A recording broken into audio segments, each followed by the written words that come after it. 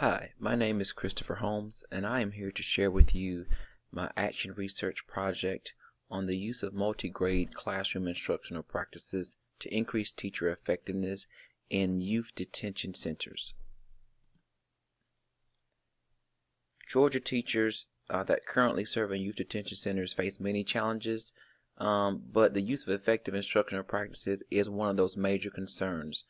Due to the students who are incarcerated in these facilities, teachers are tasked to instruct a diverse population, which include varying ages and grades, which requires them to use multiple curriculums to be taught in a single class setting. Currently, teachers in youth detention centers are lacking sufficient training and skills to teach multiple grades in a single class session. Teachers in youth detention centers also need multi-grade classroom instructional practices training, which include modeling and feedback to continually support the quality of the implementation of these practices. As an educator in the state of Georgia, TEKS, or the Teacher Evaluation System, has been a major conversation regarding teacher effectiveness and quality. This is of a great importance to the Department of Juvenile Justice, who is the 181st school district in the state, who has the responsibility to provide educational services to students who are incarcerated in long-term as well as residential or short-term youth detention centers. The U.S. Department of Education and Justice have produced a report entitled Guiding Principles for Providing High-Quality Education in Juvenile Justice Secure Care Settings, in providing guidelines or principles that recommend federal governments to provide high-quality education in all juvenile justice secure care settings. That includes those which are housed here in the state of Georgia. These principles were centered around the following: providing a safe, healthy facility with a wide climate that prioritizes education, to provide the conditions for learning, and to encourage the necessary behavioral and social support services that address the individual needs of the youth that are housed in these facilities.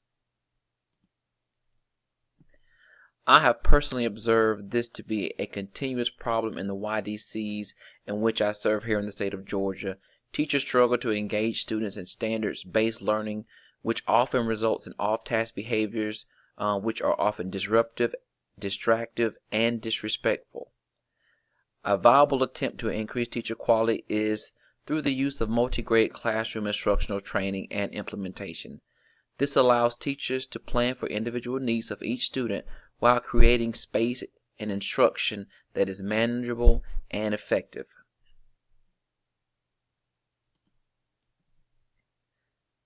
The research question is, how can the implementation of multi-grade classroom instructional practices on educators serving in Georgia Department of Juvenile Justice's long-term youth detention centers positively impact teacher quality through the use of training, modeling, and feedback? In this case, we're not looking at short-term facilities. We're going to start off by looking at those students that are housed in the longer-term facilities first, then hopefully moving on to maybe implementing these services in short-term or what we call residential centers. So if we're looking at the literature, it has revealed that youth detention centers are not static environments, but they are transient, unpredictable, and ever-changing. These students are often unmotivated, have low attendance rates in their public school setting, have high discipline rates, and are often lagging behind in knowledge and skills based on their identified grade levels. There are many factors that must be considered when teaching these students in youth detention centers. Effective instruction should take into account the student's perception of their academic competency, their levels of motivation, their background knowledge, and their personal interests to increase relevant instruction. Teachers need to engage in accessing student prior knowledge. This is very important. Knowing where students are and knowing where to take them is an initial first step, which is very important for students who are struggling and unmotivated. We also need to consider the socio-emotional needs for and of learning of students in youth detention centers. Teachers should focus on increasing student engagement through the use of active responses, finding a way to engage students in conversations, allowing students to speak, to have a voice, to be involved, and take responsibility for their own learning. Teachers need to implement interactions that are positive and also peer tutoring, along with the appropriate use of whole group and small group instruction. There has to be a clear understanding that whole group instruction will take place, but there must be implementation of appropriate and proper small group instruction based on the need due to the high volume of curricula that are taught in multi-grade single session settings.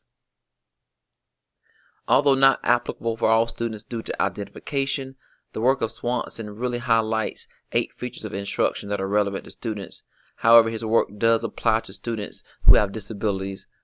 But in this situation, there are many of the students who may not be identified or labeled, but could benefit from the use of these strategies as they are lagging behind and could be considered possessing disabilities that are inhibiting their learning. This project focuses mainly on the work of Miller in 1999, which really highlights 6 tenets of multi-grade classroom instruction. They are class management and discipline, instructional organization, curriculum and evaluation, instructional delivery, and grouping of self-directed learning, teaching, planning, which includes collaboration, and the use of peer tutoring.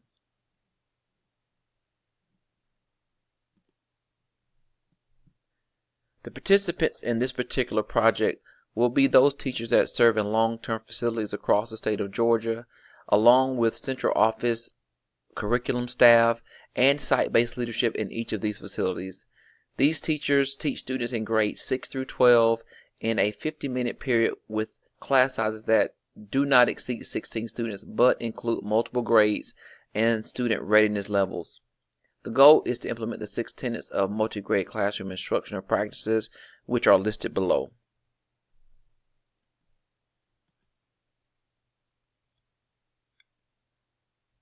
So the first step is to identify the area of focus. So there needs to be some initial assessment, which would be a survey of teachers to evaluate their perceived challenges of instruction to increase the value of the need of multi-grade classroom instruction. Hopefully through these surveys we will find that students will share that they also feel limited and challenged by the need to instruct the diverse student population in which they serve. Once that data is collected, we will move on to our plan of action. So the first step after the survey would be to present the literature to teachers and to focus on multi-grade classroom instructional practices. Then we would move on to teacher training and modeling, the implementation of action of the 6 tenets, then data collection, data analysis, and finally the evaluation of the implementation of the program. Here's a timeline that is suggested. So in the summer of 2017, we will provide the initial training of multi-classroom instructional practices to the participants with the help of central office staff from the Department of Georgia's Juvenile Justice, along with school-based leadership. That same summer, we will provide modeling of multi-grade classroom instructional practices to those teachers. After this point, all levels of implementation will be accompanied by feedback and support of the same entities from the central office and school-based leadership.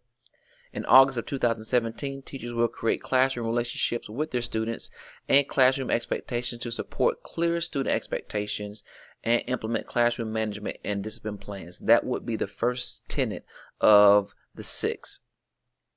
In September, teachers will begin to utilize collaboration to create lessons that infuse the 6 tenets of multi-grade classroom instruction, including the use of assessments and student groupings to provide appropriate grade level instruction in an effort to consider instructional organization, curriculum, and learning expectations for those students based on state standards. In October, teachers will implement student groupings and instructional delivery practices based on those groupings and needs. In November of 2017, Teacher implementation will include peer tutoring and the identification of peer leaders. In December of 2017, teacher implementation will incorporate self-directed learning strategies. After that point, we should be in full implementation of multi-grade classroom instructional practices, in which there will be complete monitoring from the school-based leadership level as well as central office staff, and the continued use of support and feedback to teachers. Data collection will occur during the spring of 2018 through the use of teacher surveys, teacher interviews, evaluation of teacher lesson plans, teacher observations, and a student behavior checklist that will monitor the amount and levels of student engagement as a response to the implementation of the multi-grade classroom instructional practices. Upon satisfactory evaluation of the long-term youth detention centers and their teachers, we will move on to looking at those teachers that are serving in short-term or residential facilities, and hopefully begin implementation of multi-grade classroom instructional practices in the summer of 2018, following the same timeline that was used the previous year with the teachers in long-term facilities. Hopefully, these practices will increase teacher quality and teacher effectiveness, which will be shown in their teacher evaluation scores, or TEKS, which are mandatory through the state of Georgia. Hopefully, these practices can be fully implemented and really focus on increasing student achievement in youth detention centers, in any other setting in which teachers are teaching multiple grade levels in a single classroom setting. I hope this was informative and that this project can really impact the quality of teachers and teaching and learning in the state of Georgia.